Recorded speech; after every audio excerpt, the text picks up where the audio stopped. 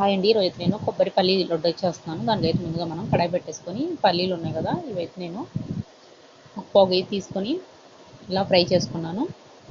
పెద్ద కొబ్బరికాయ తీసుకొని ఇలా పగలగొట్టేసి ముక్కలు తీసుకొని పక్కన పెట్టేసుకోవాలి. ఇప్పుడు మిక్సీ జార్లో పల్లీలు కొంచెం ఇలా చేసి మిక్సీ పట్టేసుకోవాలి. కొబ్బరి కూడా పట్టేసుకోవాలి.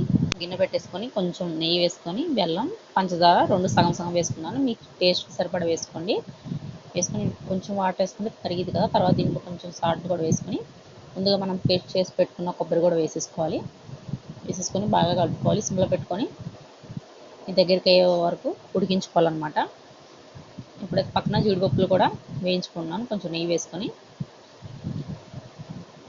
తర్వాత కొంచెం 4 స్పూన్లు శనగపిండి కొంచెం ఫ్రై చేసుకొని నెయ్యిలో అది కూడా దీంట్లో వేసేసుకొని బాగా కలిపేసి దగ్గరికి అయిన తర్వాత పల్లీలు జీడిపప్పు ముక్కలు ఉన్నాయి కదా, అవి కూడా వేసేసుకొని ఇలా కలిపేసుకొని చల్లారిన తర్వాత ఇలా ఉండలా చుట్టుకుంటే కొబ్బరి పల్లీల లడ్డు అయితే రెడీ అయిపోతుంది. వీడియో నచ్చి తప్పకుండా లైక్ చేయండి. అలాగే ఛానల్ సబ్స్క్రైబ్ చేసుకుంటే ఇంకొకరోజు